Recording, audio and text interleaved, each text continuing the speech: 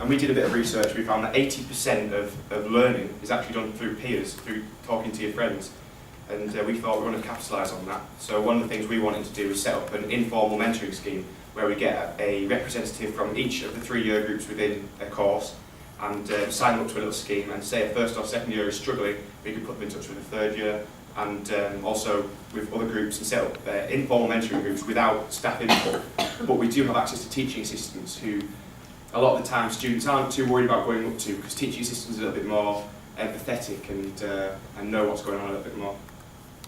We're also trying to increase student involvement and make what we call student leaders, which is getting more people like me almost, who are not shy to stand up and talk for the students, and get them involved within the university. So we've got positions within ECHO, which we're setting up to help run it. We need people in charge of the money, social trips, getting speakers in, things like that. So there are opportunities to get students involved that way as well.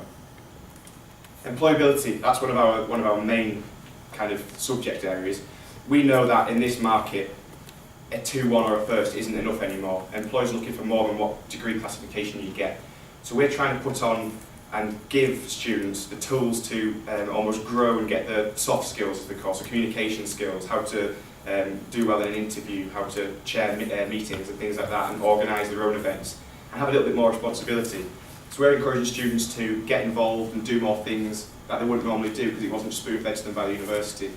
And we give them the tools to do that, like I've said. So if they need a little bit of money to put on a trip or something, we can help. An example, a group of aerospace students came to me last week saying there's an event on careers in aerospace 2012 in London. We'd like to go. We've got 50 or 60 students. We can't afford to do it. The bus would be too expensive. It's a free event, we just need transport. So I went to the dean and said, look, can we have some money for this? I said, yeah, absolutely. Don't ask me to spend. So, fantastic. So I've told them, right, you've got the money, you just plan it. So they're now putting on extracurricular activities for their colleagues and peers without the university telling them to do so, which is giving them a little bit more in return for their tuition fees. And then we've got the social trip side. So students want to come and just say, look, we want to go to a theme park, we've had a lot of exams recently, can we do something? We say, right, okay, you go away and organise it, and we'll give you any help you need. And they do. We've had trips to Alton Towers, RAF bases, things like that. And that's all I've got written down. But I could talk about ECHO all day long. It's brand new, and it's going to be anything we want to be. It's an organisation which is run by students for students, meaning that if students want to do X, Y or Z with it, they can. But if they don't, and they want to do A, B and C with it, they also can. We haven't got a kind of a set of goals and objectives that we want to achieve. We're just there with a big pot of money and all the expertise to give students a little bit more out of their time here than just a degree, like I said. That's about it. Thanks for listening. If you've got any questions, I'm happy to answer them about anything within reason. Josh, how's the rep system set up for the ECHO then? Do you have reps from each courses, or is it volunteer based? It's volunteer based, but usually there's 4 or 5 reps in each course who sign up at the beginning of the year, and they have their own reasons for doing so. There's a certificate that's going to be CV, employability skills and things like that. And above them you have the senior reps who are a level above them, and they chair in minute meetings. So they are the people who get all the information and get it to me, who is the faculty chair. If problems aren't solved at almost the lowest level between a student and member of staff, and it goes higher, they come to me. I take it to our faculty board meetings, which is where the dean and all the senior management sit, and I say, look, these students aren't happy about that.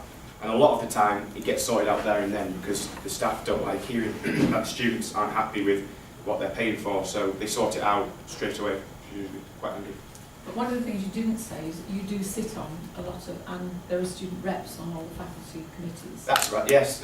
Reps sit on all of the meetings that go on within this faculty, whether it's Board of Study, which is departmental, or Faculty Board, which is the whole faculty, which is the biggest one. We're there, so we've got an input for the students.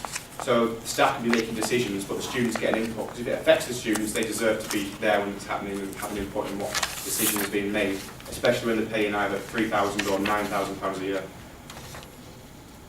Is it just in this faculty or at the university in general? At the minute, it's just this faculty, because our dean is very pro-student, so he wants the students to get involved more. So ECHO is just this faculty? ECHO is just faculty, yeah. And So that's all. The representatives, sorry, they're university-wide, because they're set up by the Students' Union, which is a separate business organisation.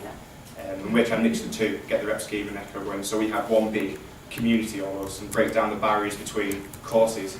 because at the minute, like aerospace students and motorsport students don't really mix.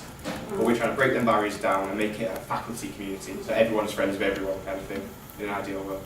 So do you take reps from just the lower level reps in the sense they're from each level of the course? Yeah, every year group of every course has at least one rep. Yeah. We know that's already successful, we've got that. Yeah. And then courses are grouped into departments, but not with the faculty departments. So say the aerospace reps and the avionics reps will all meet because they're in the same kind of area, and they will discuss their problems and then take it to a higher meeting. So if things can't get sorted out at the lower level, they go higher and higher and higher until someone stops it and says, right, let's sort this problem out. Yes. You're stumbling some. But you also have a student union. We do, yeah. Yeah, what is the relation between student union and this ECHO? It's quite well good at the minute. Yeah, The but students' union are interested. There's no financial support between the two. They're just happy to support any events we put on. It's almost like we coexist, but we don't get involved with each other's affairs kind of thing. So the students' union are here, and ECHO are here, and they get on with their own business. The students' union operate within the faculty. ECHO operate within the faculty as well, and they kind of use the students' union resources, and in return the SU get to hear what's going on within the faculty. It's a strange relationship, because at first when we were setting up the students' union thought we'd be in competition with them, setting up a brand new or another students' union. But at the end of the day, they saw it as a way of, or the current officers who I know quite well, saw it as a way of increasing the kind of communication between the two, because in the minute there's a lot of problems within the students' union and the university. That's top level, that's nothing to do with the faculties. So they're trying to build on relationships. They thought, well, if you've already got a little community, why don't we just join it, kind of. So it's complicated at the minute. We don't have any kind of, there's no benefits for either, we just coexist, and it works like that. It's a bit complicated, can't really describe it very well, but it works.